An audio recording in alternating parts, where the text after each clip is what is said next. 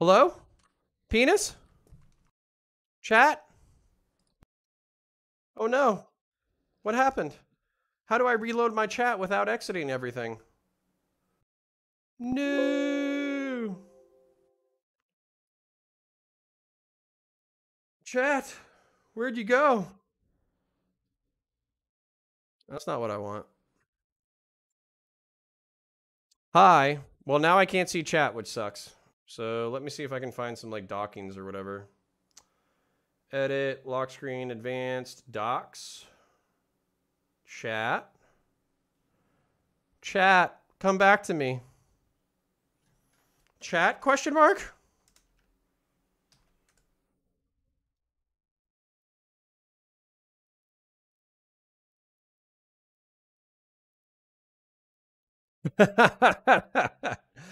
All right, y'all gotta tell me when you're back. Canceled by Candace. Yeah, went too fucking hard. So let's take a look. Let's see if Taftaj is available. Yes, call whenever. Okay, cool. Boom, boom, boom, boom, boom.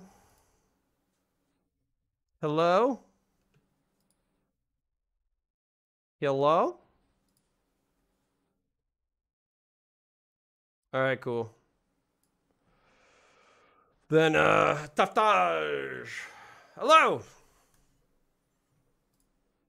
Counterpoints. How Should I are call you you? Counterpoints or is there another name? No, you can call me Connor. Let me get you on my screen for my chat. I'm gonna full screen you, and then hi. So, let me transition real quick because basically, like, I was talking to everybody about Ukraine for a bit, and then I gave myself brain cancer, and then I'm still on the verge of having brain cancer and a stroke. And then now we're talking. So, chat. Thank you for watching me have a or like a stroke and cancer simultaneously through the reading of those Twitter posts and going over the Ukrainian situation. And this is my internet friend Taftaj. And Taftaj, can you say hello to the chat and introduce yourself? Hi, everybody. I talk about politics sometimes and I post sexy pictures online. So if those are interesting, you should follow me. Nice, very cool. And then, yeah, can you tell us a little bit about your politics? Because basically, what I would say is about a month ago we had, I think you made a splash when you first showed up on the internet scene. I think that's fair to say. Then, my good friend Tiberius invited you on to Mask Off, and we had a very interesting conversation about the failures of democracy and kind of the limits of our current constitutional power. Then I think maybe not chronologically, but you also went on the Hippy Dippy a couple of times and also spoke with Destiny about the limits of democracy and maybe what the right wing had to offer the world. And so if you wouldn't mind just kind of informing chat on your stuff. And then I don't really have an agenda.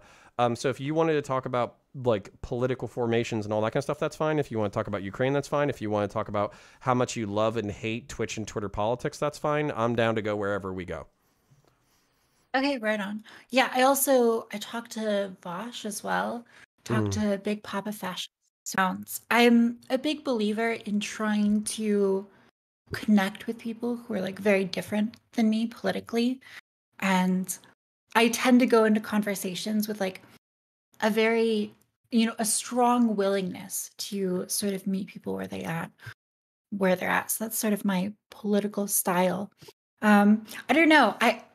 I don't know what to make of like the situation in Ukraine exactly, just because it's such a complicated foreign situation. So Well, and then my frustration is like we spend so much time. I have an editor, and like so, we spent so much time unfucking everything, getting the OBS to talk to the Discord and the cameras to talk to everything, and being able to use a camera on multiple platforms simultaneously, and getting the internet like the as good as it can be, and this, that, the other.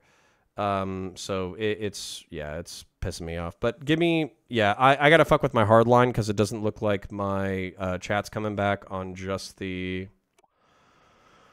Wi-Fi. So I'm sorry. Just give me 30 seconds to unfuck everything. okay, you do that. Poor counterpoints. And then if you could entertain everybody, that would be awesome. I'll do my best. I'll try my best. Everyone who's who's in Counterpoints chat, just come to my stream and send me questions. That's what you should do. Come to my Twitch chat, follow me, become a devoted loyalist of Taftaj. Hmm.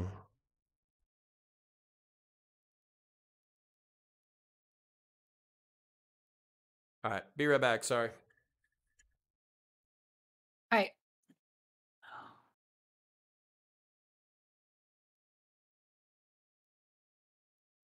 Whoa, Snowden tweets in the Taftaj chat.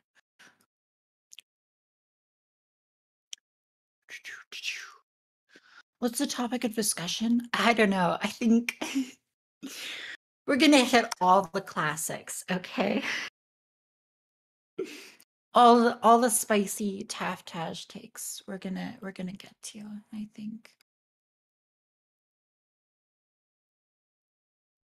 We're gonna talk about trans stuff, democracy, we're gonna talk about Ukraine.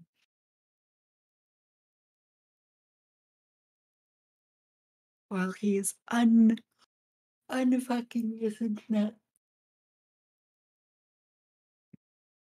All right, I might disconnect for a second, but I'll be right back. Which I have, and I'll prove it later.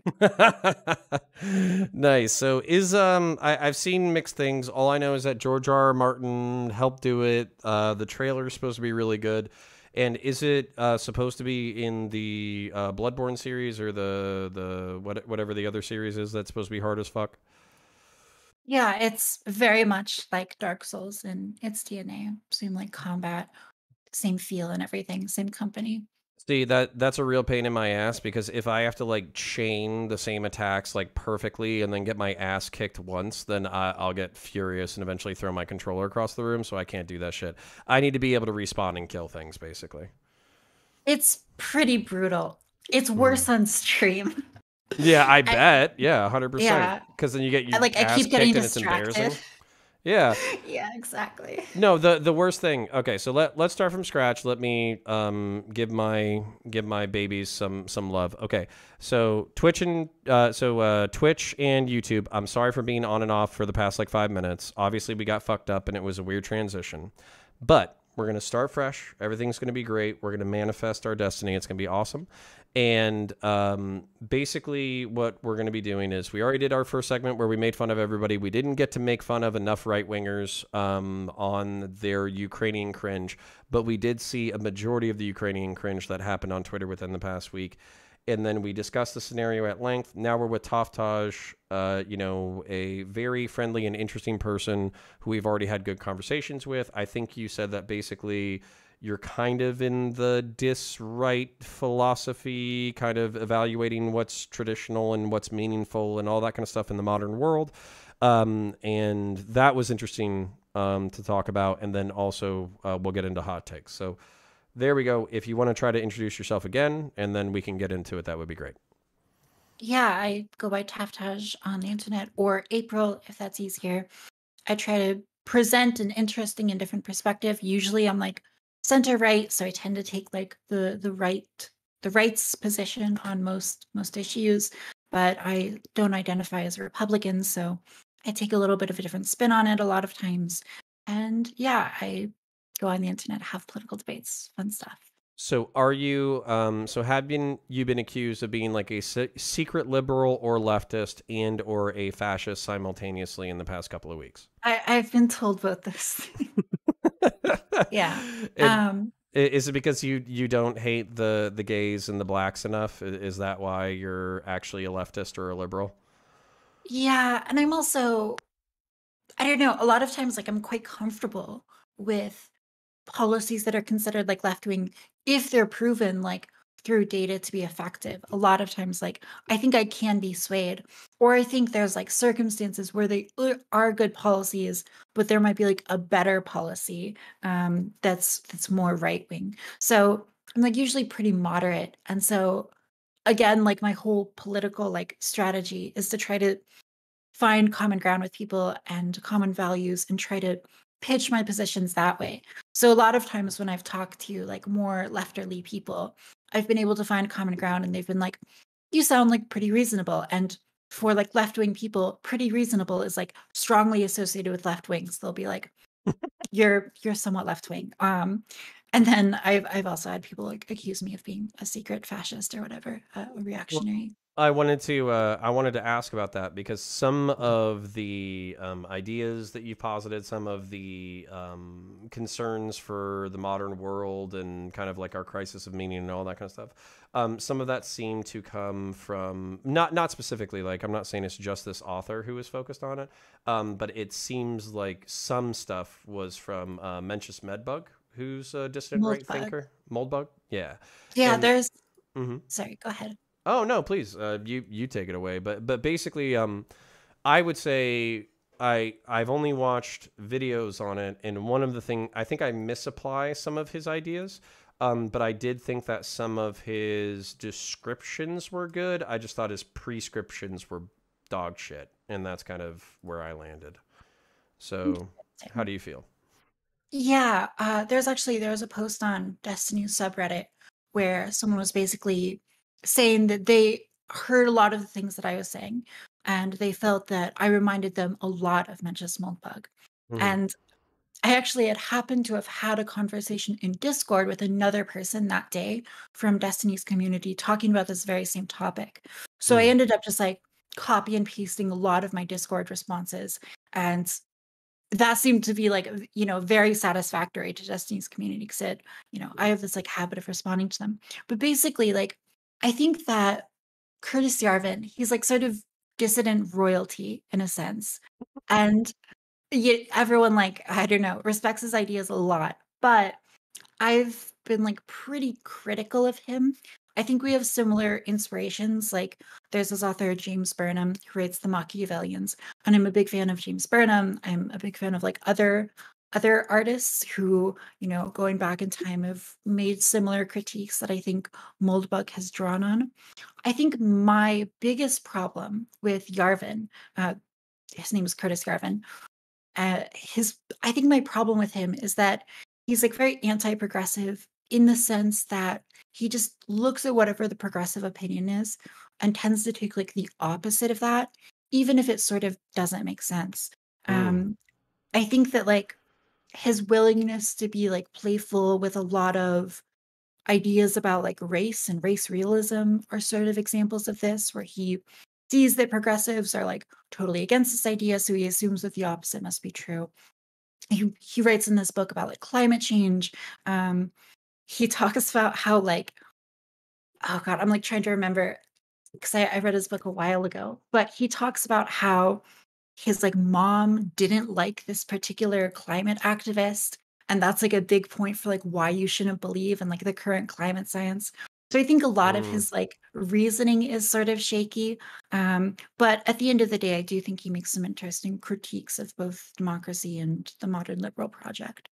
Well, and so the idea that I misapply from MedBug that I think is interesting and worthy of consideration is basically like the concept of the cathedral. That there's like Mhm. a Mhm. hegemonic power structure within society, and it used to be these power structures, but now it's been replaced. And if you get outside of the orthodox, and I'm all summarizing this from a video, so I could completely be fucking it up. But if you get outside of the hegemonic ideal structure, then basically these power structures will do their damnedest to fuck you over. And even considering things outside of the box or outside of the Overton window can be viewed as kind of like heretical. And it's not heretical in like a classical religious sense, but more heretical in like you're not allowed to think these things or speak these thoughts, basically. So how do you I want to tell you my misapplication of it because I think I misapply it beautifully. But what do you think about that like description of reality? Yeah, I mean, I think there's definitely truth to it. I think when you look at like any political ideology, it's going to have certain hallmarks of like religious thinking. There's going to be like devotees and people who advance the agenda and write theory on it and whatnot. And I think that like Moldbug or Yarvin's idea of like seeing mass media and institutions like higher learning institutions, colleges, and so on, sort of being aligned and therefore being able to dictate a lot of culture. I think that there's a lot of like insight in that perspective. But yeah, I'd be interested to seeing your take on it.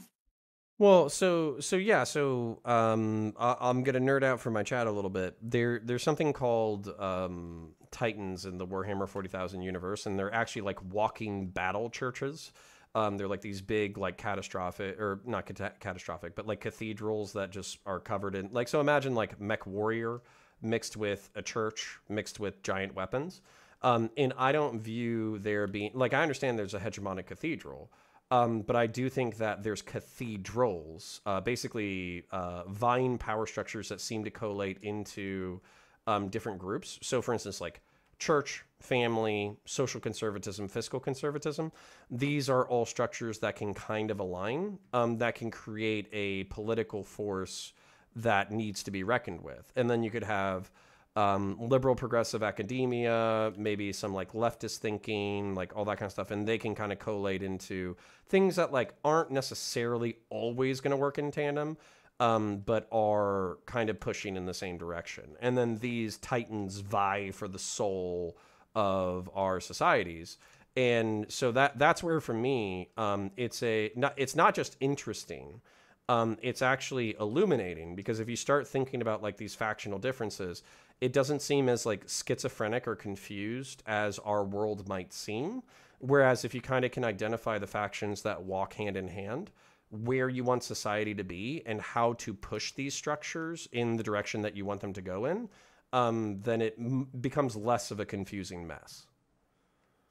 Yeah, I think that's definitely true to some extent. And I think the thing that like what Curtis Yarvin would say is that the ways that right-wing ideas traditionally like propagate themselves through church or through local community or just through conservative people having children and raising them with conservative ideas are necessarily disadvantaged versus left-wing ways of propagation, which is like Hollywood, mass media, the universities, and so on, which Hmm. have a lot more prestige. There's an Italian author, Antonio Gramsci, famous communist who wrote these Uh-oh. letters from prison. Uh-oh, You're familiar Gramsci. with him. No, Gramsci. I'm familiar with how do I phrase this? I'm familiar enough to be dangerous and stupid with it. Oh boy. I mean, I don't know that much about Gramsci, Hmm. frankly, either. But, one of the ideas that he talks about Hmm. is working on like a very long time scale to institute Yeah. communism. And like his theory is that if you can infiltrate like the legal system, the universities, family system, media, and so on, Hmm. you could have an enormous degree of influence on culture. And I think that like Gramsci, I'm not going to make the claim that like he's secretly pulling the strings like all these years back. I don't Oh, quite I go am. that far with it. Okay, maybe. But like I will say that like certainly his like prediction of like how you could influence a culture seems very accurate to me. And whether it's the left has, bumbled into this strategy or has intentionally taken it, back from Paulo Freire and, those people into the modern time, either way, they've sort of ended up with this like winning strategy. Yeah, so that's the frustration. So I kind of want to describe this because I actually had like I don't know a 3 hour conversation with a theory nerd who had actually read Gramsci and was like an anti-leftist, and it was really fun. Because Mm. basically he was talking about like another analogy where basically I kind of forget you kind of have to think of anti-leftists as an army, and you have to think of leftism or communism or socialism as an army. And apparently Gramsci had he was influenced by the divine, is it the Divine Comedy, or Dante's Inferno, I forget Dante's which. Inferno, maybe. Yeah, the one about hell. Yeah. Apparently, there's an army of people with white flags, and they're basically a bunch of centrists who can't make a decision about anything. So they're actually Oh. neither in heaven or hell. They just like march outside the gates of like both entrances for all of eternity. And what Gramsci allegedly said was like The goal is not to get everybody to join your army and your battle lines and your artillery. The goal is to get as many people into the army of white flags as possible. And then the follow up goal is to get as many people as possible into your army. And then economic catastrophes are your artillery bombardment. And then you have to secure footholds and wins through culture, because the capitalist hegemonic project, and I could be totally butchering this, by the way, but the capitalist hegemonic liberal project will fuck you up at any chance if you try to confront its power structure directly. So if you're dealing with an entrenched liberal, democratic, Republican, mixed economy capitalist system, overthrowing that is almost impossible if you come at the power structure straight on. So you kind of have to use economic catastrophes as your bombardment, cultural warriors to establish your footholds and gain ground, and then convince as many people as possible to back away from the conflict, so you can gain more ground. And that's kind of a summary of the what my friends summarized for me, basically. Yeah, that seems like a good reading of the idea for sure. And it's very much like a long-term, long time scale sort of strategy for gaining cultural power. And I think that a lot of politics like essentially flows from the culture. And so, you know, I'm one of these people that I think that, just voting like every 40 years in whatever election, I don't think that that's like how you really gain political power. Like it's almost worthless. I think that if you want to make real political change, you have to start on the level of cultural or intellectual movement and try to win over people's minds first. So, what do you think? This is my problem with the right, and this is my super deep frustration. I think we might have talked about this last time, but the right doesn't have a positive vision of the future. They have the ability to drag their feet on what the left wants to do, and they have the ability to complain, but they don't have anything to offer, particularly Americans, anything besides tax breaks and culture war bullshit. And so that's kind of where, for me, I view like modern American electoral conservatism as completely fucking bankrupt. And I'm terrified because I think that leftists and progressives, not even liberals, I think leftists and progressives have a positive vision in the world, not insofar as like it is a positive agenda, but they have at least a vision to offer. And I don't know how long a political movement can be sustained if it doesn't have a vision of what the future looks like. And I'm scared of that. I mean, I think that like maybe I think that the left has like a positive vision for what the government should do. And I Mm. think on the right, there's oftentimes their goal is to move responsibility away from the federal government and towards other cultural institutions. And so, like, I think a right wing idea would be to like dismantle certain government programs and then have programs like on the level of like church or state or private company come in to like fill But that gap. how's that going? What do you mean? I don't know about you, but I feel like they have the slash part of it down where they can eliminate the government, but then the follow through to actually establishing, I don't know, charity or private organizations or companies that actually pay their employees a living wage or actual religious communities that have something to offer their constituents. I feel like a lot of that stuff, there's no follow through. So they just have the slashing of public infrastructure, but they don't have any follow through on the private replacement. Yeah, so this is I think you're right and you're getting to something important with this. And that's that if we were to cut, for example, the minimum wage, that would probably be detrimental because in the United States, we use the minimum wage as sort of like a proxy for the ability of people to engage in collective bargaining. We're basically saying that, like, we're going to force all of these companies to pay this minimum, and it's going to benefit like this certain stratum of the economy, these workers. And if you look at countries, for example, Denmark doesn't have a minimum wage, and yet they're able to argue for and bargain for much higher wages on average for these people in the lowest wage earning stratum of the economy because they have such a strong union presence. And so in the United States, you get rid of the minimum wage, you get rid of certain labor protections and so on the federal level. There's nothing to replace that, right? And so it would probably be bad for a lot of people. But I think that if you look at the more Denmark model, where those things are managed by unions and not by the government necessarily, maybe unions are given like some benefit in the government, but the government is not making these decrees across the board. You get better results overall. And so I think what happens is that when the government comes in to an industry and says, we're going to force these sorts of concessions, or we're going to provide this sort of welfare, there's no longer demand for that sort of welfare to come from things like unions, for that protection, that bargaining to come from unions, or that welfare to come from church or state or whatever, because the government's doing it. And so people turn away from these communities. They don't try to organize in these ways.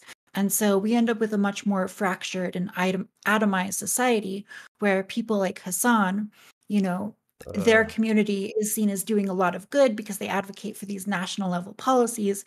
And yet they don't do anything to really help their local community when they have millions of dollars that could really change the lives of so many people around them, just because so much is wrapped in national politics. You're like hurting me physically. Like, Why is that?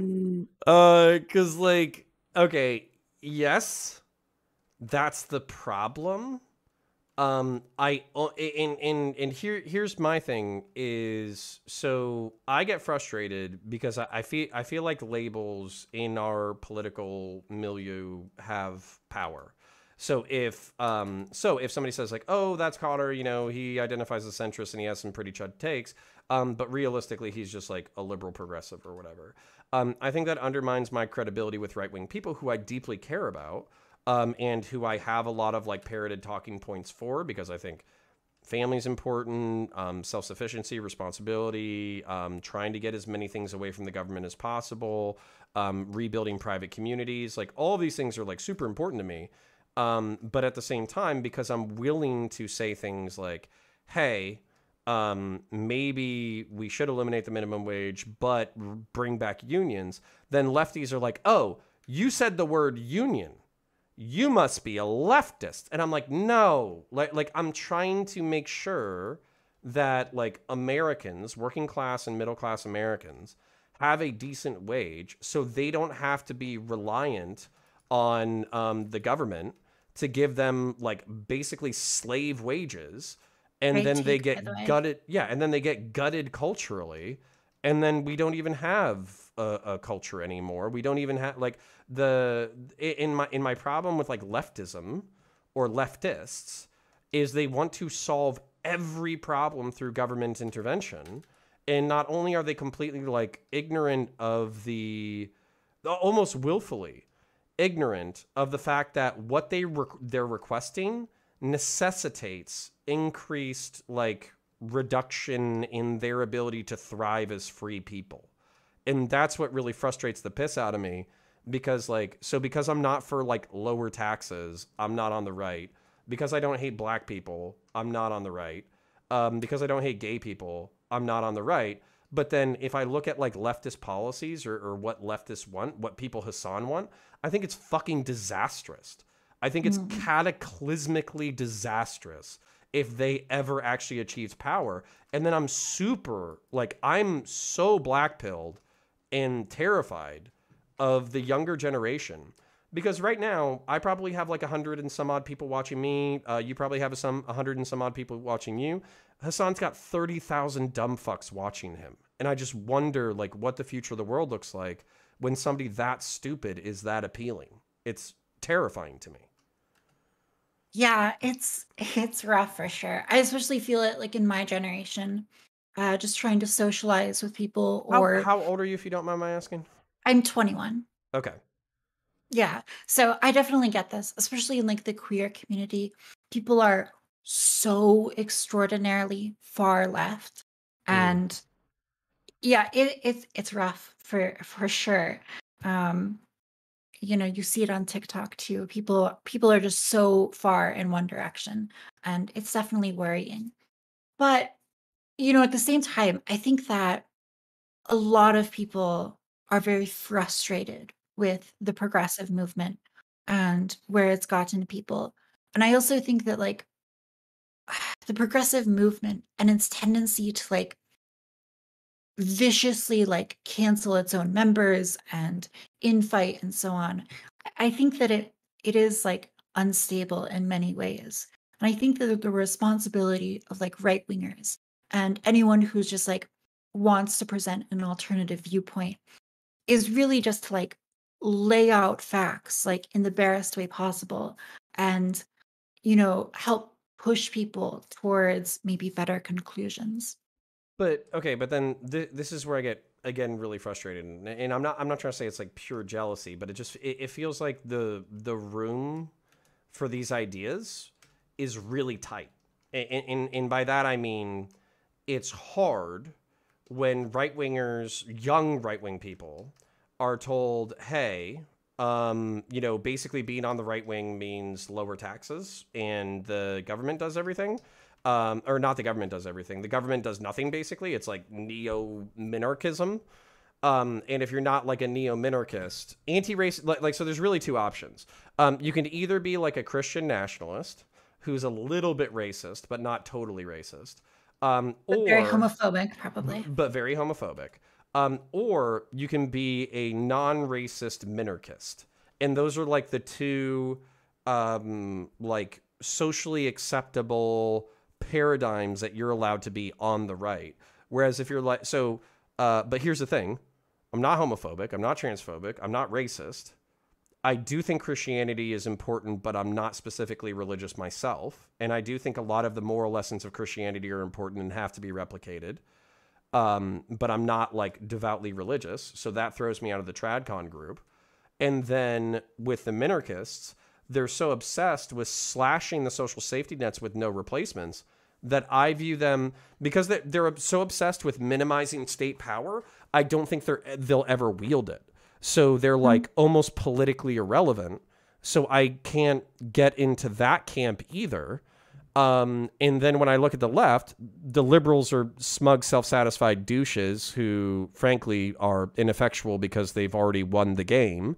Progressives are annoying as piss, but sometimes you can get almost an idea out of them. And then leftists I view as catastrophically dangerous. So it's like there's nowhere to go. Yeah. I mean, I think it's frustrating, but I also think we're probably in very similar camps here, Mm. where we both recognize that when like you destroy governmental programs with nothing to like fill that vacuum, it's going to be like very destructive, at least in the short term. And so I think maybe recognizing that is the first step to saying, well, maybe when you slash these like programs, there needs to be like some sort of interim policy which encourages the development of something else to take its place on the local level or the community level, some sort of grant for something. I think that might be like a good step towards making some of these ideas more amenable, or just enabling in the United States different states to pursue policies that might work for the people within those states. For example, like California is a huge state with, a massive economy bigger than many, many countries over the world. And, in theory, is totally capable of creating some kind of public healthcare system within its borders for Californians. And so that might be a good testing ground to implement some of these progressive ideas. And progressives can see how they work in those states. Sure, go for it. Um, But this is my thing is like I just see fucking disaster. Like I see disaster now. I see disaster on the headline, and in the segmentation and the polarization of the country is like that's fucking frustrating to me by itself. It's like, listen, you need temperamentally right-wing people in order to make your society function because they care about order. You need temperamentally liberal and progressive people in your society because they need to be able to push things forward. We need each other. So the segmentation and specialization of American politics is actually really frustrating to me because I feel like we've been propagandized into thinking we don't need each other when we obviously do. And so I'm fucking furious because I'm looking for adults, like people who are my age or older, to step into the room and say, hey, that's enough of that bullshit. Let's get our shit together as a country and let's do this and let's do that. And I'm looking around and nobody's fucking speaking up. They're all propagandizing people to their own fucking personal benefit, and it's super blackpilling. And then what I was going to say, so I have a vision. I have a vision of the future. I don't think that you can create like a temporary private transfer grant while slashing public safety programs. I think you have to create the parallel systems first. And hmm. so what I want to do, because, you know, obviously I'm going to be a super successful Twitch and YouTube politics streamer, and I'll have $2.5 million a year in order to back my ideas. So when that happens, I want to start creating the parallel structures. I want to start basically, building digital and in real life communities that work off of mutual aid and work off of maybe not a specifically religious bend, but still the idea that like, hey, you have energy and you have time and you have the ability to do good in the world, and you need to take a tenth of your talents and pay it forward to your community. And we used to, sorry for ranting so much, but we used to have these ideas like the zakat in Islam or the tithe in Christianity, where you would take a fraction of your bounty and put it towards the community. And secular people don't have that. They're all a bunch of Hmm. fucking isolated twats. So they need the government naturally. Well, right, but then the government does what it does, which is Hmm. unfortunately dog shit, and basically eliminates the need for the community while also atomizing and secularizing everybody. So if Yeah. we want to get around that, then we have to say, even though the government's taking 20% of my check, I'm going to take another 5 to 10% of my check, and I'm going to put it towards building the community that I want to see in the world. At least Yeah. that's my vision. I think that's also, a very good strategy. And the end result is when people engage in these local communities and they realize that they can get a lot of fulfillment out of them, both in this sort of like, I'm going to say spiritually, but what I really mean is like the No, I ability agree with you. to Spiritually, network. even without a god. Yeah, Yeah, 100%. exactly. But also like materially, right? When you Mm. give to your community and they're able to give back to you and help you out through difficult times and so on, that's the kind of thing that I think makes people, a lot less, they have a lot less need or desire for the government to come in and step in and take that role for them. And so they're going to be like less needing of those government policies and those government safety nets. And I think that that's another way if you want to ultimately dismantle them, you do create those parallel systems and then people desire the safety nets less Well, or and need them less. can I ask you this question, because this is something where I feel like I see leftoids, they don't even know where they want to go. I Mhm. think on one hand they want society to become so desperate that they turn to leftists for solutions. So they don't want to solve the problem, because then that would rob the revolution of its fire. Because you're solving the material conditions that would make the make revolution possible. But then on the other hand, I do see a lot of people talk about like harm reduction, for instance, where they're saying like, oh well, we have to do this or we have to do that because there's so much harm, that we basically, it's a moral obligation of ours to reduce the harm of human beings in the world. And so for me, I see them kind of waffling back and forth where they seem to want to improve the world because that's what their moral compass causes them to, or charges them to do. And then I also see them kind of like backing off because they don't want to make things so good that they rob the revolution of momentum. I don't What's know if I said that in English or not. Well, yeah, what's an example of this? So I would say with like Vosh and Hassan in particular, like both of them have accumulated, like Vosh to a lesser degree, but still truthfully so. He has enough money that he could alleviate some of the material lapses in people around him, or start mutual aid projects, or charitable streams, or stuff like that. And he has done stuff like that in the past, but it hasn't been a central part of the message. The central part of the message is entertainment to promote socialism. That's the central message. And so that's where for me it's like, do both, you know, do both simultaneously. You have the power, you have the clout, you have the influence. What are you waiting for? You know? Yeah, and With I think Hassan, it's he's a interesting. fucking idiot. So I don't really like. I don't know. I hold him to a higher standard because he has more power. I hold him to a lesser standard because I think he's a fucking idiot.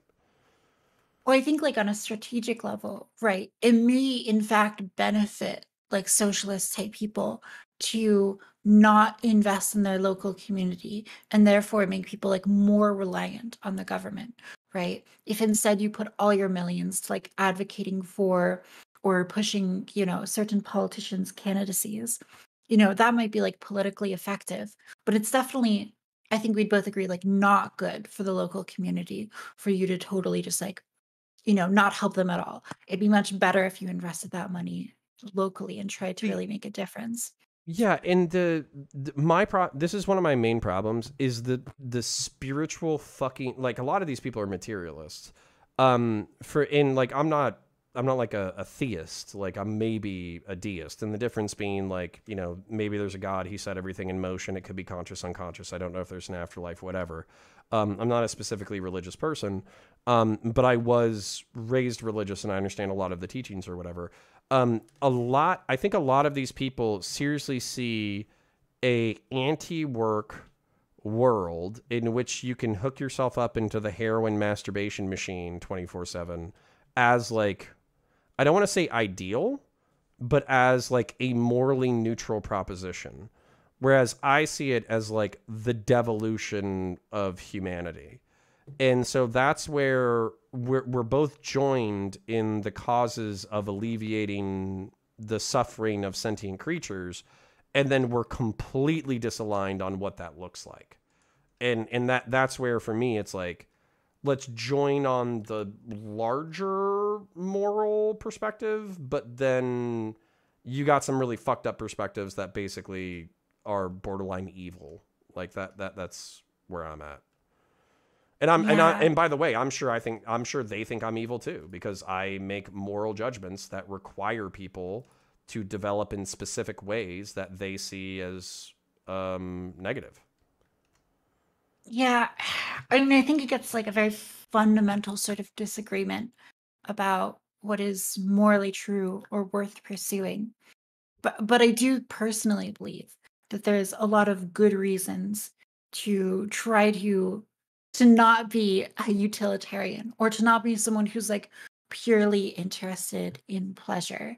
I think that you have to be really the kind of person who's willing to like commit to principles and towards like the long-term benefit of people and not just the short-term consumption and promotion of pleasure in your life. And I think that when you look at a lot of left-wing causes, left-wing political positions, a lot of it boils down to just like allowing people to engage in that like most base and most simple sort of pleasure seeking behavior with like as few consequences as possible. And while like I'm very much like someone who's pro freedom, I think there needs to be an emphasis on, you know, on the fact that that's not the best way to live. The Right, and then this is where I get all fucking Jordan Peterson on people. I lived the hedonistic life for quite a while, and to be honest, I had fun. Like Mm. basically doing sexy things can be fun.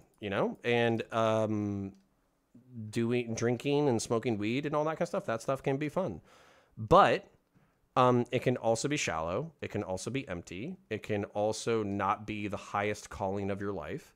And the correlation between responsibility and a sense of purpose I think is an important thing that Jordan Peterson specifically, and I'm sure people throughout history have articulated, where the life is not just a playground that you get to, you know, jerk off and ride the water slide and do drugs until you die. That's not life. That's a part of life. It's a component of life, but it's not all of it. And some of the most rewarding shit you will do on this planet is going to have a correlated amount of responsibility and difficulty.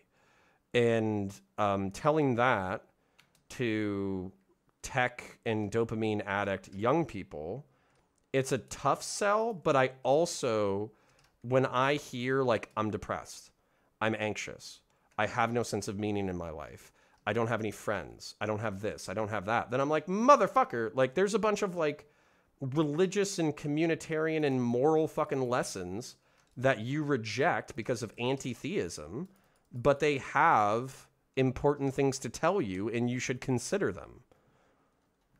Yeah, totally. I mean, I think that like Kierkegaard has this great quote about the aesthetic man pursuing distractions from distractions from distractions. Like his whole life is just trying to distract himself from the meaningless of life. And he does this by pursuing like every pleasurable thing imaginable. And in the modern world, like we exist in an abundance of pleasurable things, from sugar to drugs to pornography to video games to everything. Everything that is around us is designed to be ultra pleasurable. And yet, when we look for like satisfaction and long-term meaning, that's the kind of thing that doesn't come from distractions or pleasure. Like you mentioned the anti-work movement. That's the anti-work movement is really scary to me in a way, because I think you should want to sacrifice for something. You should have something in mind that's worth sacrificing for, whether that be your family or your community or your God, right? You should have something that makes you want to get up and work and be tired and, you know, improve the lives of people. And that like that pain of dedication is really where a lot of people find meaning.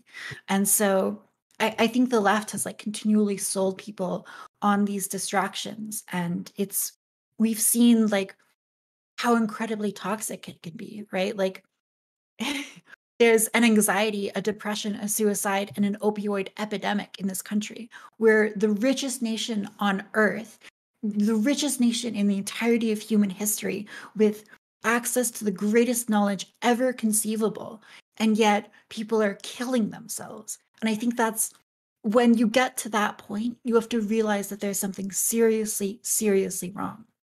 Well, so I'm okay with taking stock of reality and saying like people are dying from obesity, people are dying from suicide, people are dying from what do they call it, like diseases of despair and psychological issues and all that kind of stuff, and recognizing the victory in that. Okay, because there is a victory in this, which is you're not getting eaten by a fucking lion or like getting sacrificed in the Colosseum. You know, that there's a victory in that. But oh man, god damn it. I'm gonna fucking be so corny right now. There was a quote I hate myself. That in Batman, it's whatever one has Tom Hardy and Bane in it, and it's like victory has defeated you. And while it's just pop culture bullshit, the reason why that line hits so hard is because I think that not having purpose, not having meaning, not having organization, not having a higher order thing to strive for can cause you to defeat yourself by no longer pushing yourself for something new. And so that to me is the terror of modern existence, where like I was in the Marine Corps, I was in law enforcement, I bumped into a lot of really hardcore shit that affected my life, and some of it literally fucked me up for the rest of my life, and some of it was the coolest shit I've ever done. But now I can enjoy the smaller things because I feel like I already did my adventure. Whereas I feel like if I had just like, I don't know, been a teenager and just jerked off my entire life and played video games my entire life, I feel like I would have missed out on something, you know, whatever that something was. I think every person whether it's like sexual or drugs or war or physical conflict, or public service or something like that. I think everybody needs that external experience so they can know themselves, so they can enjoy the rest of life. Yeah, I think that's true to some extent. And one of the things that like I think sort of worries me about where we're at culturally and societally is that things aren't bad. In many ways, things are very good. And I don't think that like the real horror is in suffering, Mm, but rather in like this apathy and sluggishness and mm, like an unwillingness to change things. Because when things are okay, when they're like good enough, that's not what inspires people to really stand up, step up, and change things dramatically. And mm, so I think there's maybe like a window in which people, when things like aren't, totally just like um while you're not like living in a pod off of Soylent, consuming the latest media and getting your pleasure receptacles tingled just enough, because like that's the realistic end result of the pleasure machine. It's not that you go into a box and then you feel like you're being like socked off like every second for the rest of like eternity. The realistic like result of oh that is no! you Now as you're reaching like designing the perfect pleasure machine. Shit. the better, like the more April's realistic pleasure improving machine. it. Fuck. No, no, this is so bad because now you've improved it. Because basically, like, if it was like you're getting sucked off every second of every day of your life, then people would grow, like they would get tired of it because it'd be so intense. Like, you wouldn't be able to deal with that much pleasure for your entire life. Whereas if you design the subtle pleasure Mhm. machine with exactly enough dopamine and exactly enough serotonin, and oh god, no, you just And made that's like mediocre, like good enough the Marvel mediocre, the movies good enough forever. pleasure That's the machine. existence. You walk in and it's just like Spider-Man movies. You're like, No, this is okay no, oh forever. no, oh god, you just made the pleasure machine worse. How did you do that? Like, no. See, I was already terrified of the pleasure machine when it was just like you're high on ecstasy and getting sucked off for like all of eternity. And that's supposed to be like, some version of like almost like what we would conceptualize as heaven, right? And Mm. then you just made it worse because instead of it being like a 10 out of 10, where you're like, well, that sounds too intense. I'm sure I would get bored of it eventually. You just made it like a solid 6.66666 out of 10. So you're just Yeah. like, it's all right. Hmm. That's all right. It's Spider-Man with what's that guy's name? Tom Holland. Tom Like Holland. Yeah. he's That's entertaining. odd. He's a good guy. He's cute. He's fun. Like, yeah. All right. Fuck. No, sorry. I'm like still having like consequences from that thought. Hmm. But like, it's Oh, not bad. It's not like a bad existence. You're not suffering. You're not in pain, right? right. You're like provided for. And so, like, how willing is, a person in that kind of existence, like, rise up or significantly change things or rock the boat? Probably not super likely. And I think that, like, unwillingness is But what's dangerous. is that so I guess that's the question, is this a cultural so does this problem have a cultural solution where we say, hey, here's all the great thinkers of the past, here's all the great thinkers of the present, here's the existential crisis that we find ourselves in, here's the spiritual crisis that we find ourselves in. This is where we think the path is going forward. And if you want to come on, come on. But if you don't, then you do you, right? That's kind of the liberal approach. Or is this like a existential cultural crisis that demands the intervention of either the state or the church or something similar to the state or the church to say, no, Like, you will not go into the 0.66666 pleasure machine.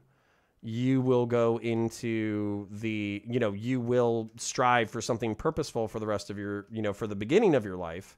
And then once you've achieved something and, we'll show you how, then you can go into the, some level of mediocrity when you're older. Like that's who says it? Who says it's bad? And is it bad enough that we do something about it, or is this just some cultural criticism and pushback and in an alternative vision of the future that you just present to people? Um, I mean, I think that a big factor in this is like the influence of tech companies Mm-hmm. on But they're the pleasure how machine. we, We already know that. We know what side right. they're on. Yeah, and so like the need for these companies to create like ever more addictive, apps that keep you like continually scrolling and have these detrimental effects long term. I mean, I wouldn't be surprised if we see, a bubble burst with big tech in the same way that we've seen bubbles burst in the past, where, Silicon Valley like investment, the investment cycle where companies just like grow and grow and grow, but like produce very little. I wouldn't be surprised if that bursts and we see like a lot more regulation, cracking down on these companies. I think that's like, Where would that come from? Because a lot of these people are addicts and they're not interested in the regulation. I So, so mean, for I so for think, instance, even me, I wouldn't say like Twitter's a fucking hell site, but I love it and I'm addicted to it as much as everybody else is. So I wouldn't want it like banned. So what? So where is the impetus going to come from to actually change these things? Because this is like to me this kind of borderline sounds like alcohol and prohibition, where we know alcohol is mm, bad for us, but then we try to prohibit it, and then people are so addicted that they're just like, fuck you, we're gonna do it anyways. Um, yeah, I mean, I think that in the United States, you see a history of technologies becoming very large and then, getting regulated by the government. And in their sort of like Wild West days, when a technology explodes onto the market, there's not a lot of understanding about how to regulate it, what its effects are, etc. You see this also with like the financial industry. There was a time when like stock markets were like not very regulated at all. Financial trading was not very, regulated. And then it became very regulated and deregulated and so on. But I think that like we've had this explosion with internet technology. And for the most part, it's been either not very regulated or we've left a lot of regulation to companies themselves.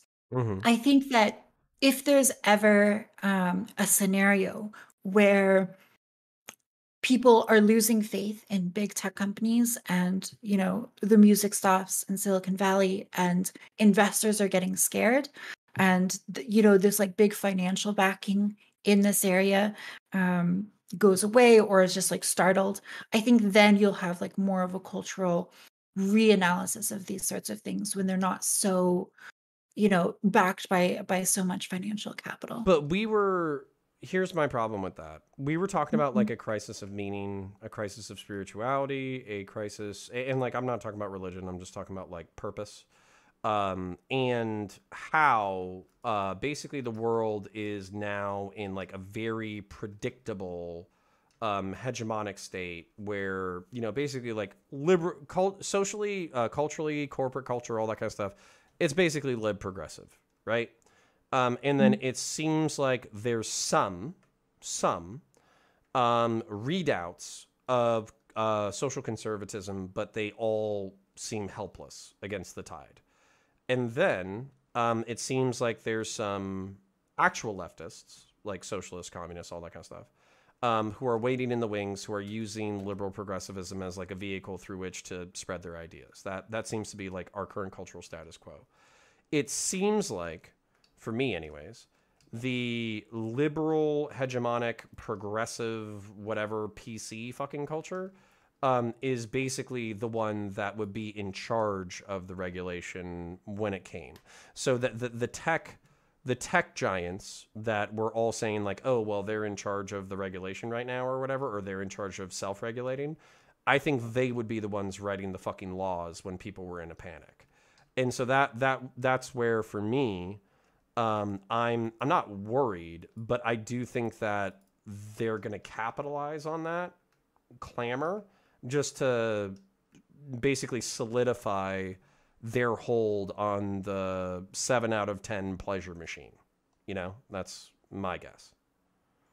Yeah, I mean, it's plausible. I think that like one of the things we talked about earlier in this discussion is how if you want to make big cultural changes, it's like very hard to just take things on like from the head because you're not going to get anywhere really. And it sort of feels like if you were to take like any strategy, like if I were to go out and just think like, okay, I want to like totally shake up mass media and change the way that it works and inject into it like a broader diversity of opinions and maybe really you force people to question like the progressive media. That would be ridiculously hard. If you wanted to like reorient how big tech works and make it not so controlled by like these progressive like by these progressive ideas. If you wanted to do that, change up like the foreign policy infrastructure, etc. I Mm-hmm. think a lot of these things would just be like they're going to feel very impossible. Um, but I think that there needs to be like a willingness for people to start like a cultural reconsidering of these ideas. And I think the thing about like any political belief or position or era of history is that there's going to be times when it weakens or when it loses confidence. And you need to be ready then to offer up an alternative. And, it So can't be so a, guaranteed so a that it's going to tech work, but shakeup a tech shakeup is the fucking socialist artillery bombardment. What's your artillery bombardment? Sounds like you're waiting for it. Like what do you? And then also on top of that, if there were okay, so let's say that this like you said in the cycle, there's tech innovation, there's the Wild West, and then there's going to be a catastrophe, and there's going to be a clamor for control, and then during that clamor for control, there's going to be an opportunity. mhm. And people who are savvy or intelligent, while they might not win the entire war, they can at least carve out a space for themselves, right? So I guess my question is, so how do you view this as I would say, there's a lot of terms, right? But the neo reactionary, dissident right, whatever thought process,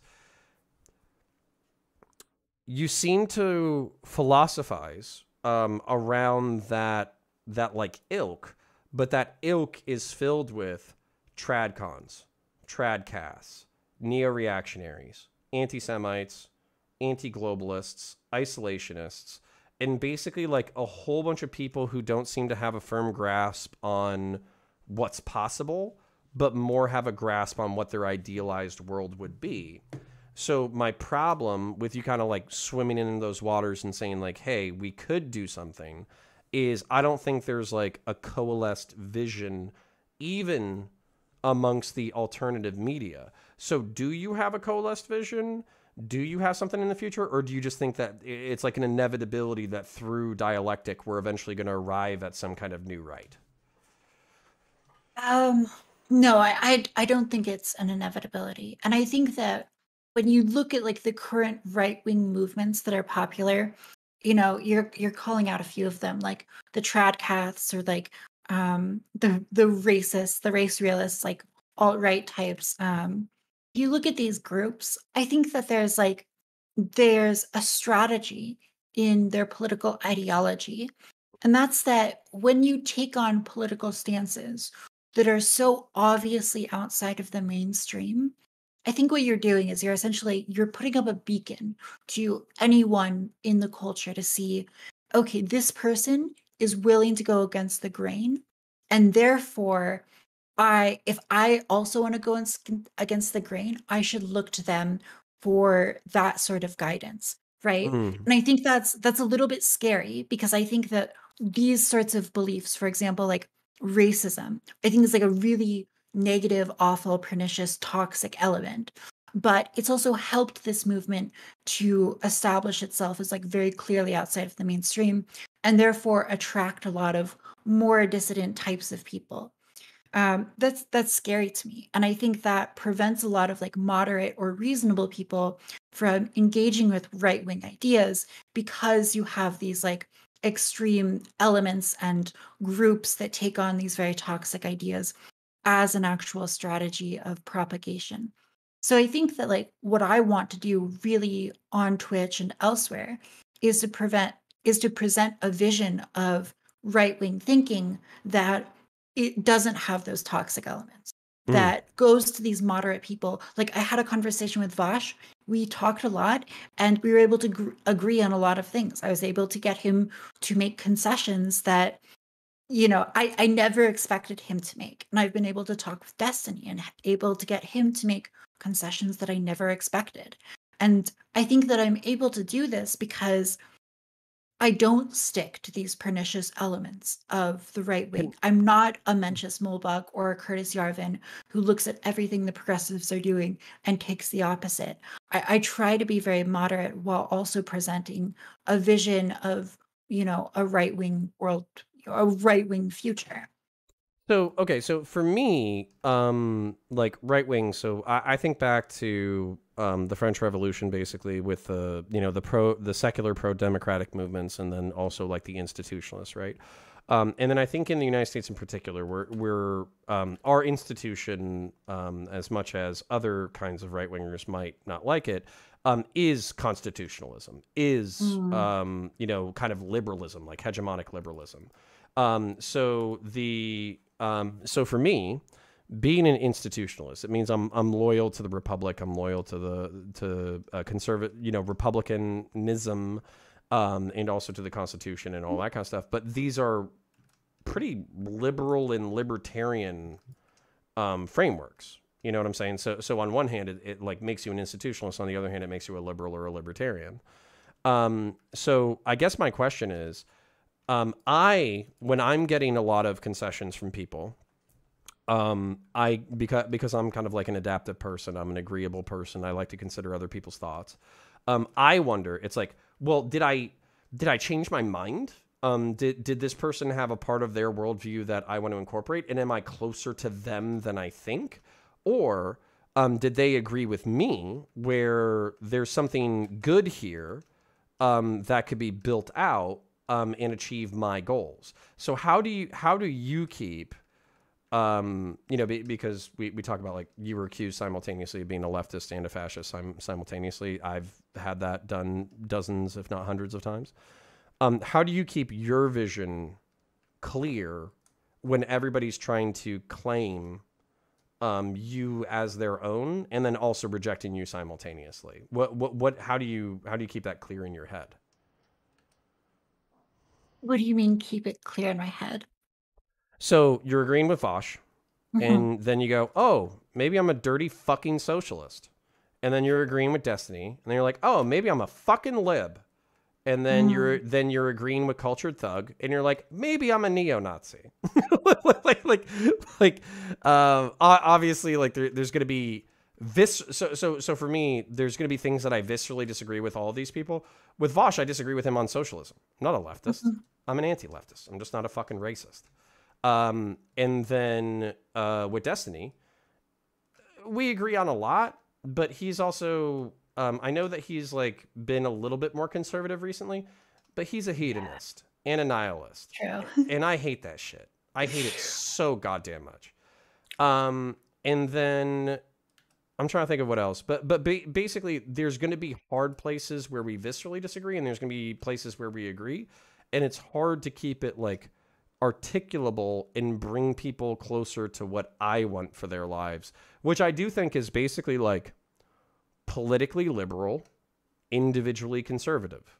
That's what I would want. I would want to live in a liberal or libertarian society, but I would want individuals to still exercise responsibility and goal setting and being good human beings and taking care of their families and building communities and all that kind of shit. So that's where it's like individually liberal, but then, oh, no, excuse me, individually conservative, but then governmentally liberal. And that's a hard vision to forward because it only requires slight changes of people. Interesting. Yeah, I mean, I guess I differ a little bit from you politically, where I don't Mm. necessarily think we should be like governmentally liberal. I think it'd be better if we were like, I don't know, more conservative in both of these realms. But Mm-hmm. Can I course, ask that specifically, like you mentioned posting sexy pics on the internet. mhm. That would not be something that typically correlates with somebody who wants the government to be more conservative. So what would you view as the thing that we should be more conservative on governmentally?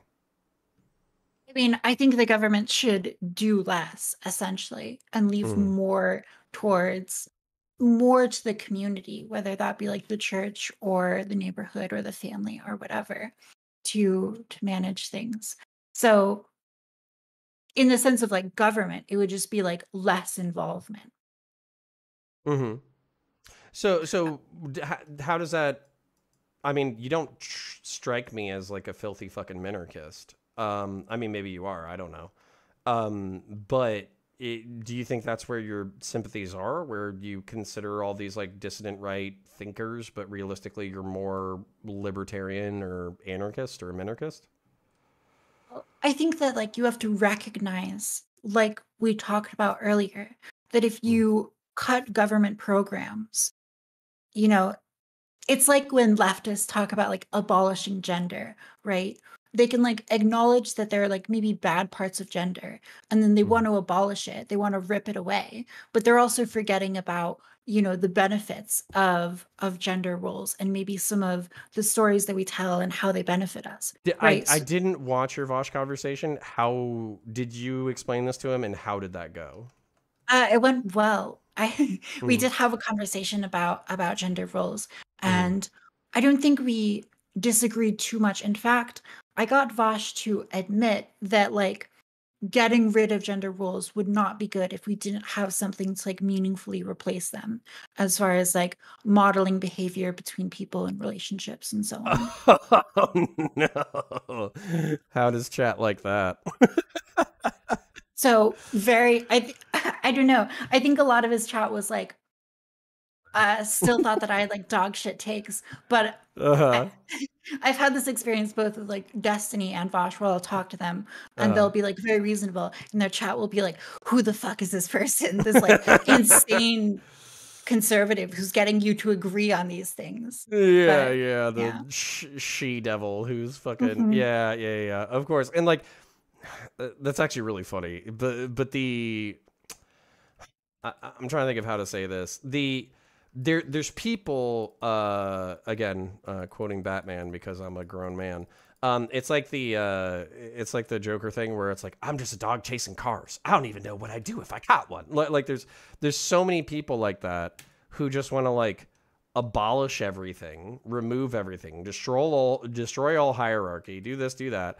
They don't admit any level of utility to. Oh my god, can I just cringe with you for a second, and you can tell me if I'm being cringe. Um, Please. so race, okay? There's race abolitionists. They're like, Hmm. hey, we should eliminate race. It's a really toxic thing, and I can admit the toxic thing. The toxic thing is you see somebody who looks a certain way, and you're like, this person is like this demographic group, and as a result, I have all these preconceptions about who and what they are, and basically, I have to fight my preconceptions in order to deal with them as an individual. Okay, that's the cringe part of race. But then the advantage to race is if I say 6'4" white guy, brown hair, blue eyes, freckles, he's probably Irish, German, or European. You pretty much know it's approximately me, right? Hmm. And you used a lot of like shorthand to get there that are racially associated. So if I say black guy, 6'4", light skin, 250 pounds, you might not have an exact representation, but by using the term black, you have an approximation. So in a world in which we think it's uncouth to describe people with shorthand descriptors, I don't know. There's a lot of utility, particularly for like law enforcement, for social identification, for ID cards, for governmental purposes, for all that kind of stuff. There's utility. So regardless of whether or not you have all these negative externalities, there's a lot of social utility that we use at it from a governance standpoint. And I don't know how you get that utility without some kind of category. Yeah, I mean, I think maybe like if I can do something a little bit weird and like defend the position of the people that you're arguing against, I would say that like they're not arguing that we want to abolish the race or the concept of race in the sense that we don't allow people to like describe skin tone. I think what they're saying is that like we should make sure that like our government policies are like blind to skin tone, and our approach like in the sense of like, I don't know, Well, how we run company Mm. policies like blind to skin tone, etc. Well, now I'm super confused because often these same people are super progressive. And oftentimes right now, like maybe they want to be a race abolitionist like 500 to 1,000 years from now or 200 years from now or something like that. But they are the most sensitive advocates of non-race blind policy now. Yeah, You know what I'm saying? yeah, I would agree. And I think that like the current progressive position on race is to be very hyper aware of race. Like you look at some of these authors who talk about like political blackness. Like I think it's Kimberly Crenshaw who talks about like the idea of like blackness as a political identity and the need to sustain that identity as a coalition political group to advocate for certain interests, right? And those interests, when you look at like more recent authors like Ibram X. Kendi, who's talking about anti-racism, his conception of anti-racism advocated for by a black voting political bloc and a white progressive bloc is based on an idea that there should be explicit governmental favors for people of a certain skin tone. And so that's the current like progressive milieu on race. And it's not about like abolishing race in the moment or being like race blind on a policy level. I think that's right now, I think that that's a conservative position. So Yeah, which is how fucking crazy is that? yeah, it's insane. Because it feels like everybody's accusing each other of weaponizing it. So if you're talking about like the hyper race aware progressives, they're being accused of weaponizing race to their personal benefit and to the benefit of their political group and popularity.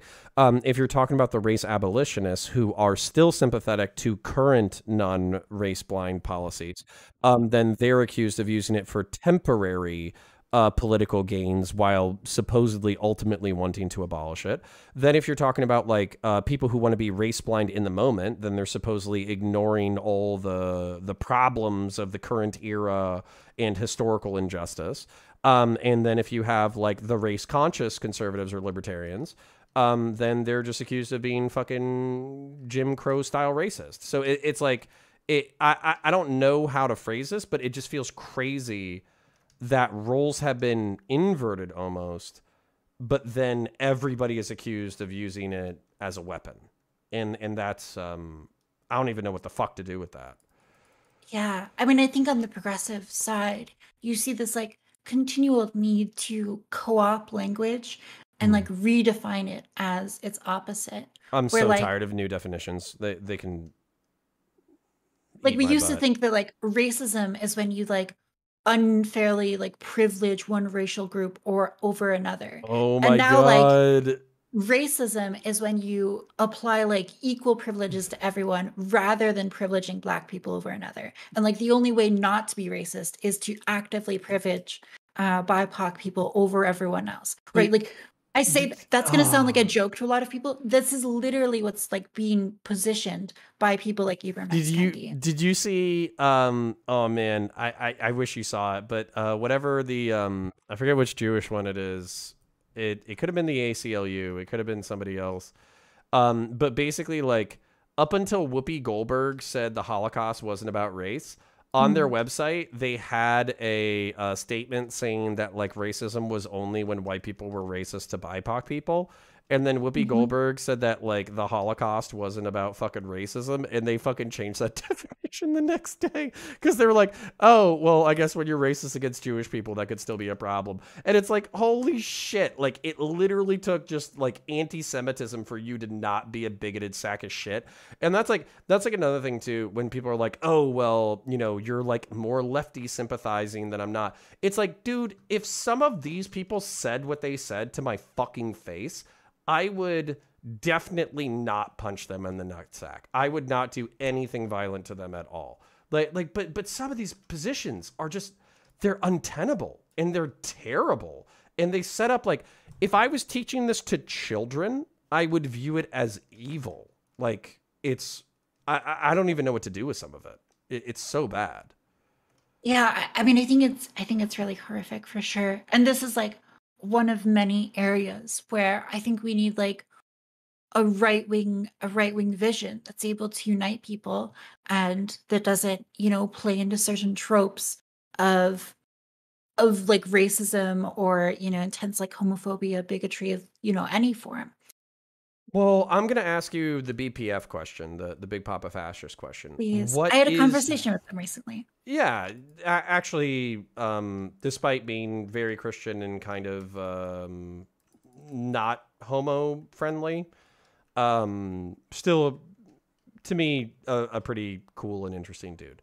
But my question is, he kind of asked a question like, "What's the glue? Like, what is the thing that holds us together? What is the Mm. organizing principle in which we say right wing, because right wing just basically means like pro hierarchy, but there's so many different kinds of hierarchy. You could say Christianity or race or monarchy, or there's so many different, or even like meritocracy if you're talking about like liberalism. There's so many things that could be considered right wing because it just means pro institutional. Mhm. But there's nothing that really unites everybody who identifies with the label.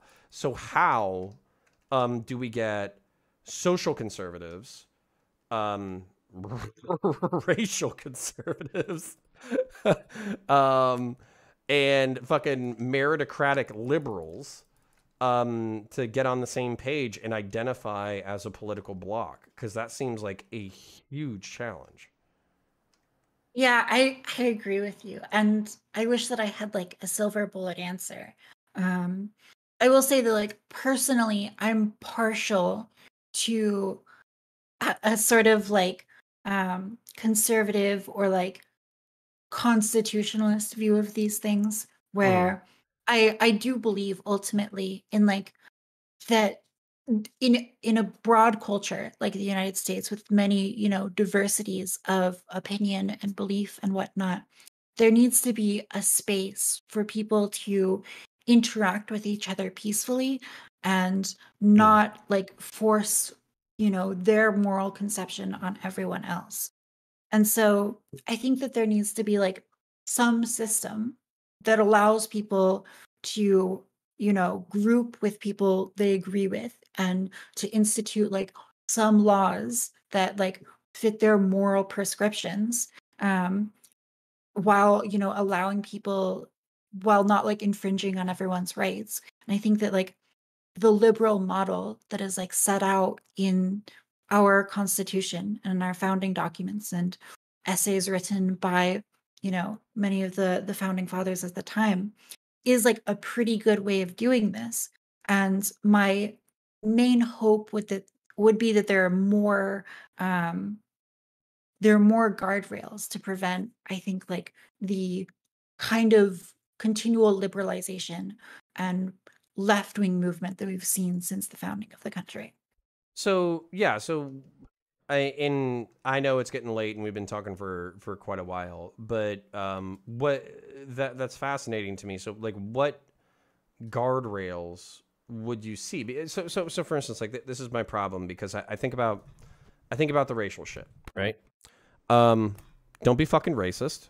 Treat people as individuals as best you can. Don't let your fucking biases fuck with the way that you treat people, and view everybody as a human first. And if somebody's a dick, they're a dick, but don't let that determine how you're going to treat everybody from a different group.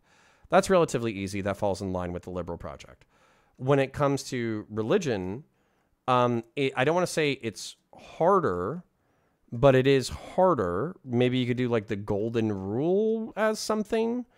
You know, kind of like everybody's got to abide by the golden rule, and if somebody doesn't believe what you believe in, then you can't fucking kill them. Like that should be a good start. But it doesn't feel firm enough unifying. Do you understand what I'm saying? Where it just doesn't feel firm enough to unify people, you know? And then there's a bunch of like liberals and leftists who would also agree with these conceptions.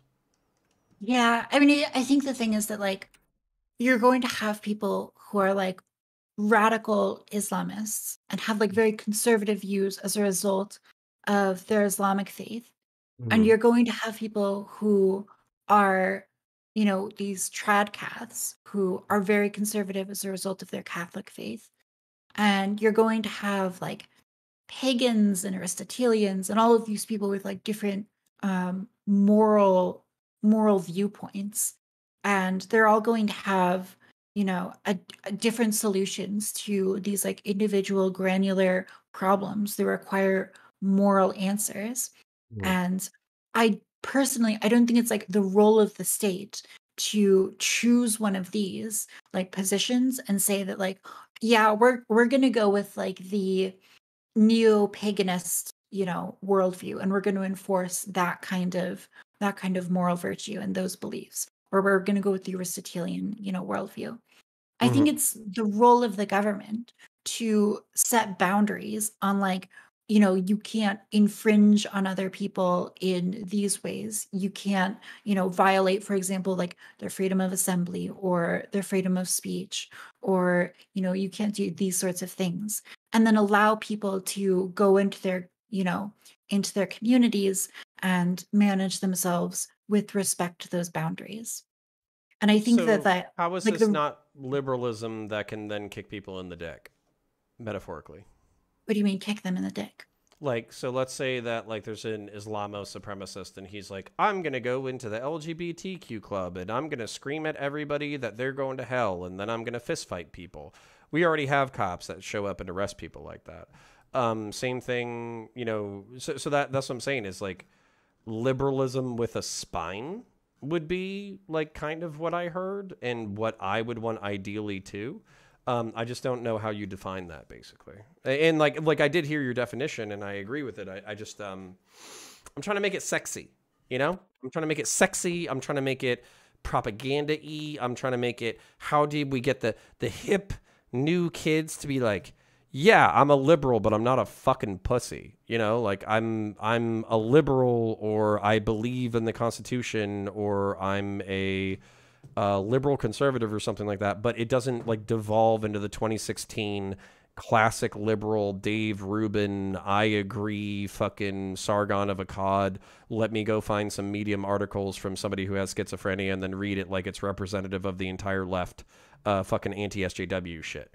Because I feel like, by the way, I feel like we've already done this in 2014 to 2016, but then it devolved into bullshit, and that's what I'm worried about, is that by its nature, because it's syncretic, because it incorporates all sorts of different people with different perspectives, it devolves.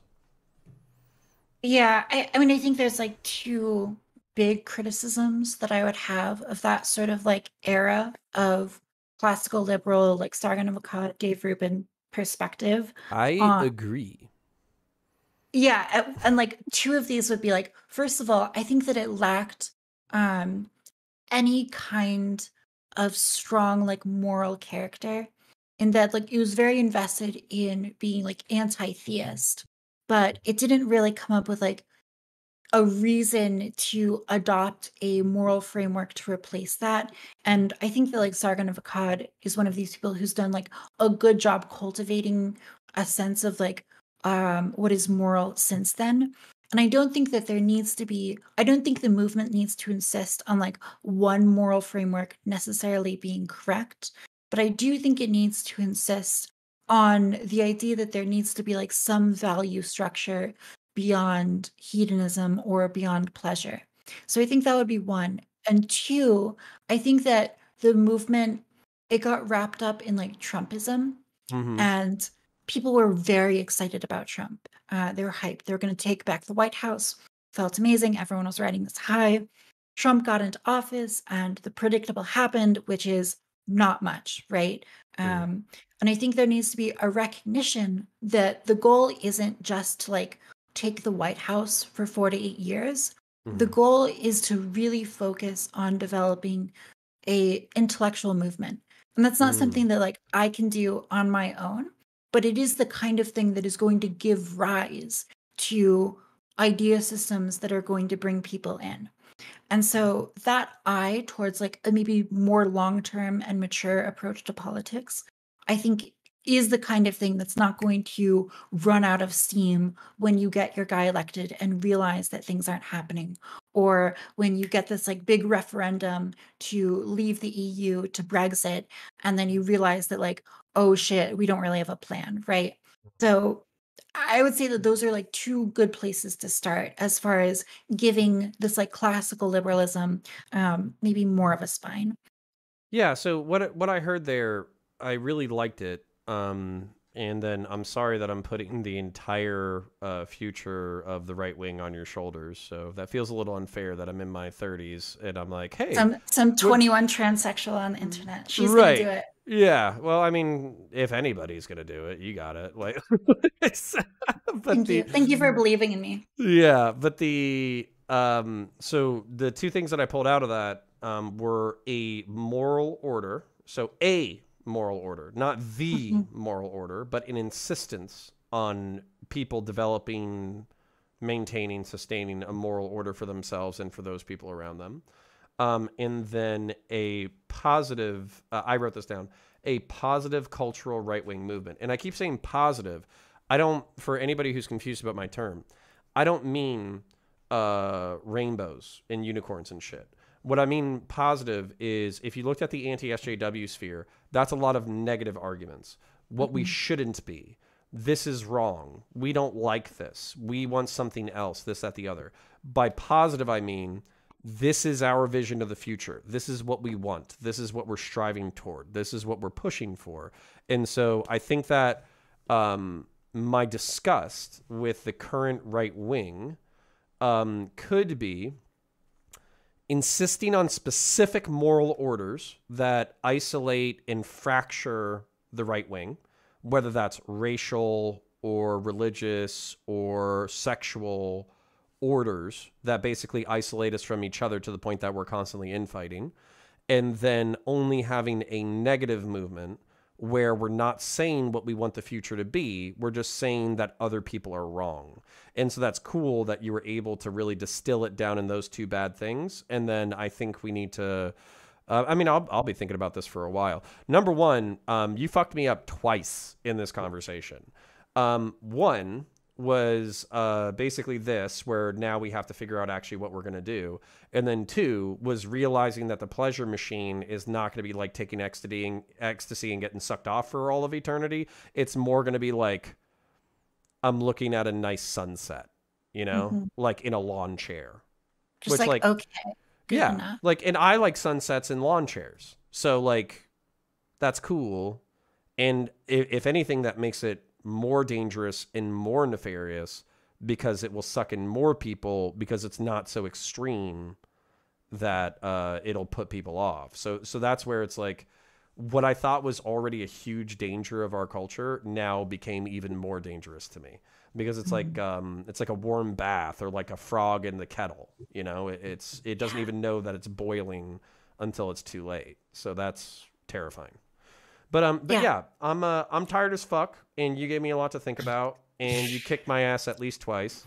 So can you please share any parting thoughts that you have? Shout yourself out. Tell the, I think I have roughly, I can't tell. I must have peaked at 125. I don't know how many people I have on YouTube, but I think it might be around 100. And then I got like half a dozen to a dozen people on Twitch. So shout yourself out to the peeps and we'll call it.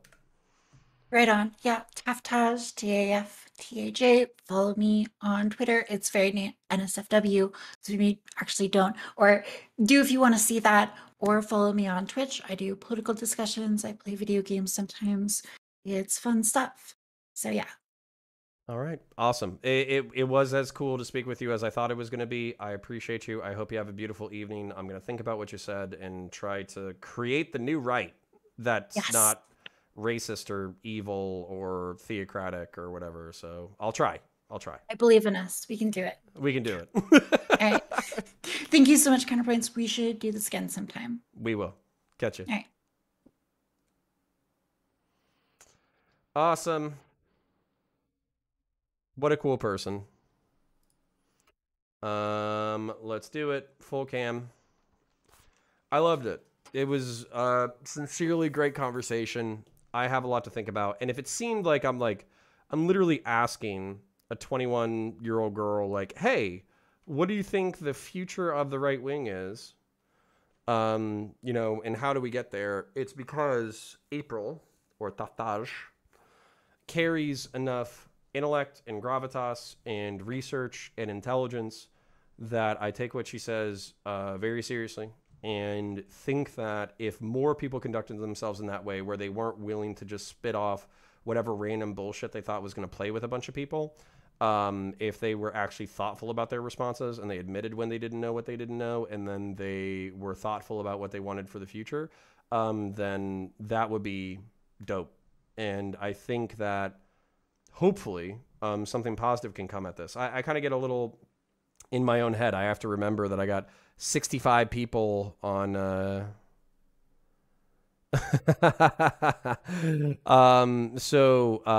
think we have like 62 people on YouTube, and we have about like 6 to 10 people on Twitch. So the as a matter of fact, I'm gonna see if Twitch is live real quick, because sometimes it's not. But if you guys want to do @counterpoints in the chat, I'll answer your questions. I'm going to scroll to the top. I'm going to scroll to the bottom. When I catch up to you, we're going to be done. If you want to do your donos now, do so. I'm going to answer Diogenes' question if he's still here. I'm still going to answer it even if he's not still here, so he can catch it later on a VOD. And then we'll take it from there. So give me a second. I'm going to log into Twitch just to see how we're doing on there, actually see if the stream is live.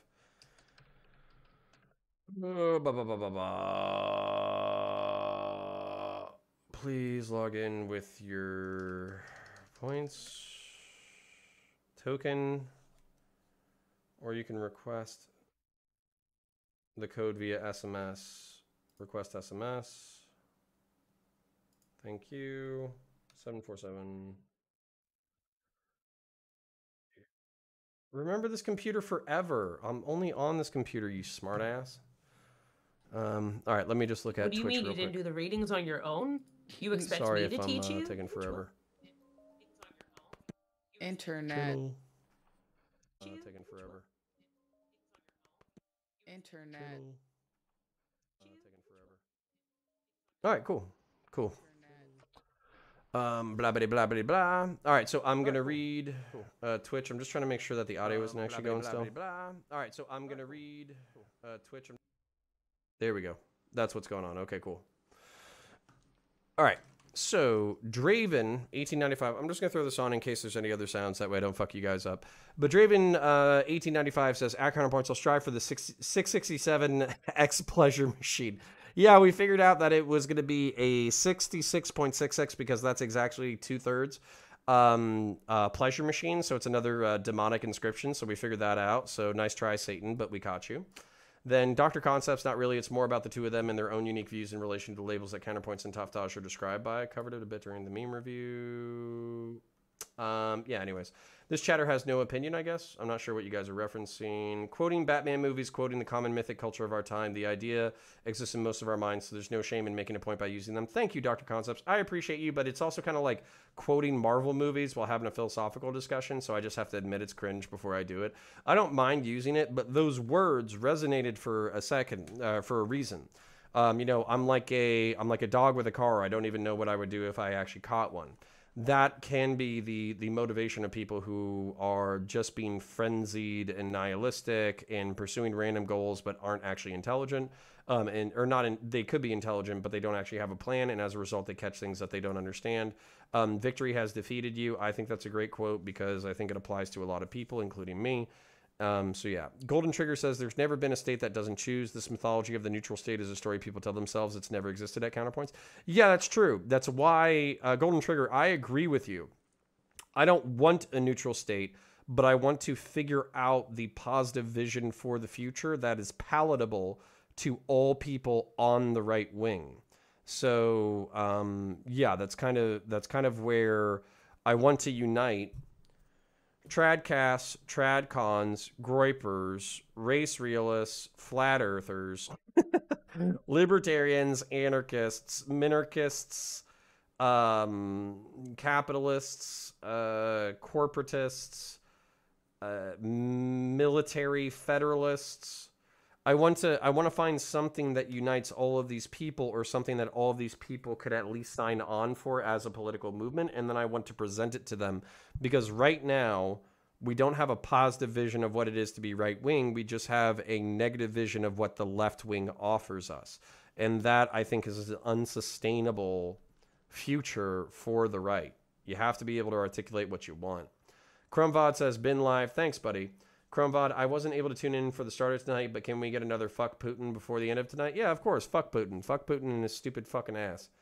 So yeah. So, all right. I'm going to go scroll up on the integrated chat, scroll to the bottom of the integrated chat, and then we're going to call it a night. And then I'm going to address Diogenes with the, what do you call it? Coast Guard. Okay. So the reason why the Coast Guard is based, most people would say it's cringe, and as a matter of fact, most military service members would say it's cringe, and the reason why is because it's not really in the military, and I think it might be under the Department of Homeland Security at this point, so it might have been completely reassigned out of the DoD. So, the reason why most military people would say that it's cringe is because they figure that if you're going to join the military, you should join the military, meaning that you should join a division that's actually going to kill people. The Army kills people, the Marine Corps kills people, the Air Force kills people, so you would become a part of an institution that kills people and is offensive if you join the military. So they'll dog on the Coast Guard. The reason why that's cringe, though, is because the truth is 90% of the fucking military does defensive or logistics shit anyways. So the 10% that they're claiming to be hardcore, where like there's like drone pilots or fighter pilots or infantrymen or submariners or Navy SEALs or special forces or whatever, that's like 1% to 10% of the actual service, meaning that the people who are repping how fucking hardcore they are, 90% of them are as about hardcore as most cops, basically, or they're even bigger pussies. So that's where you shouldn't care about the military people, but they will call you cringe. Where the Coast Guard is based, number one, you're actually doing something. You're actually defending the border of the United States, whereas a lot of the military that should be defending the border of the United States isn't. Then two, you get to participate in law enforcement operations, which means that you will do more than the military ever does, because law enforcement operations are always ongoing, whereas military operations are only ongoing during deployment. Three, there's no front line. You're always doing what you're supposed to be doing. So that's pretty cool. And then, yeah, that's pretty much it. I would take a frontline job in the Coast Guard over a in the rear with the gear job in the military, because the frontline jobs in the military will get you fucking killed or kill people, as most of our infantry friends can tell us. But a frontline job with law enforcement will just get you to see a bunch of hardcore and really cool shit, and probably won't get you killed. And then the pay-to-play ratio is really good. So joining the Coast Guard is actually a really good move, Diogenes. I'm proud of you. Thank you for being a part of this community. So, A. Hernandez says, I think you can overestimate how much meaning an atheist can get from theistic communitarian lessons. That might be true. I would be interested in testing this theory, though, because frankly, anti-theist and nihilist hedonists, atheistic or agnostic communitarianism is still better than nihilist hedonism. So I'll take what I can get. At Counterpoints, based. Thank you. At Counterpoints. Kind of like that Five Finger Death Punch song, It's All Shame, Pain. Basically, he realized all his bitching is tiny crap and overall his life is good. Yeah, kind of. Yeah. Sucked off by a sock. That's funny. Cullivar, at Counterpoints, you could have gone the Matrix with Mr. Smith. The programming failed until we realized you base your existence on suffering. Yeah, true. At Counterpoints, you do realize you are making my argument by utopias will never exist for humans. Dude, Cullivar, chill. Other people got to do it too. I'll try. There's our other one, but we read it from Twitch already. The 667 pleasure machine that slightly sucks you off and gives you a little bit of heroin the entire time. Scrolling. And Diogenes, thank you for the $20, bud. Sincerely appreciated. If you got, okay, so support stuff before I keep scrolling. Number one, go to counterpoints.gg. That has all our support links. You can be a member on YouTube. You can be a subscriber on Twitch. You can donate bits. You can do super chats. Whatever you donate is going to be rev shared with Taze. And then I did buy a bunch of IRL equipment, meaning that we're going to start some IRL streams and IRL shooting soon. We're debating whether or not we're going to be doing workout streams live, available for YouTube and Twitch, or else if we're going to make it like a Discord patron thing, where we just kind of work out and bullshit and hang out in the Discord. So yeah, good times. But support the channel. I appreciate you being here. I do get ad revenue, and I do get, like, Twitch actually pays, weirdly enough. Even if you don't get that many bits or subscriptions, they still pay you just for having people watch, so it's actually pretty cool. But we're making about $500 to $700 a month on the YouTube, and obviously, you know, I basically want to make 10 times that. So tell your friends to subscribe and shit. At Counterpoints wants people to have agency, such a racist take. Yeah, I know, right? Quoting Batman movies. Yep, thank you for that take. I appreciate you, Dr. Concepts. Hi, what up? Hi, Golden Trigger. At Counterpoints, that was my people's Jew power. You're welcome. Thank you. See this beautiful thing about jogging, the American Republic imperialism. We don't care about race. It's all about humanity coming together. Yes, but we have to figure out the future of the right wing.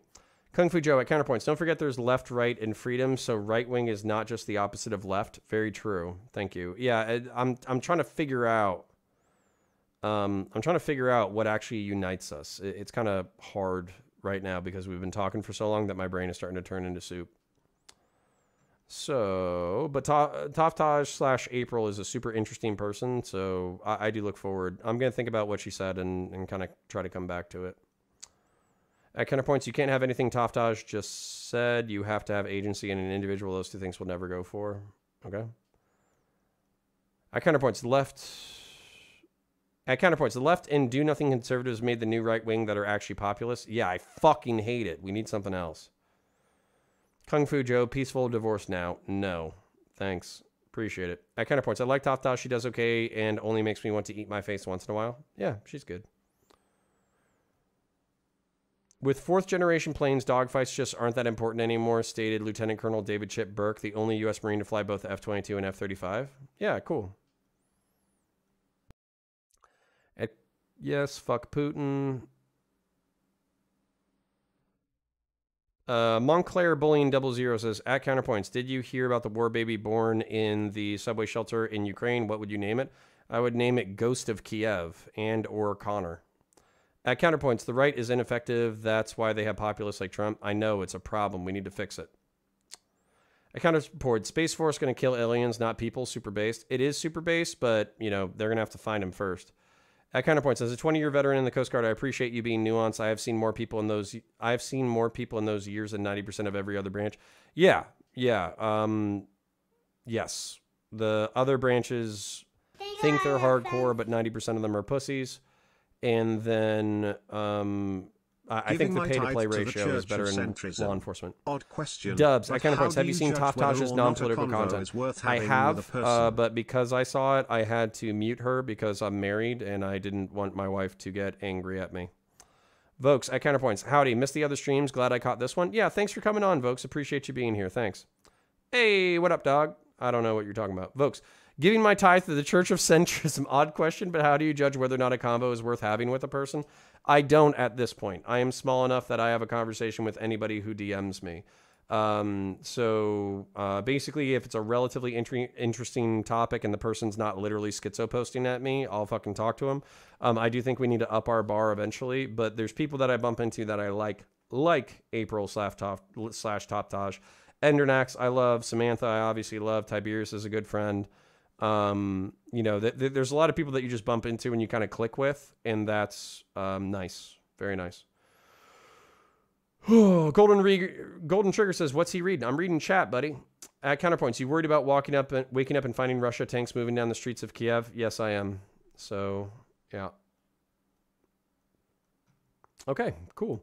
All right, we're caught up. Yeah, so Golden Trigger, thanks for coming out. I see that you're new. Yes, our YouTube community is bigger, but I do appreciate you repping us on Twitch. Obviously, Twitch is going to be like a snowball where, you know, we'll have like smaller groups of people. And by the way, YouTube people, if you want to, you know, basically mute one and plug into the other so you can algorithmically boost the Twitch, I'm not exactly going to complain.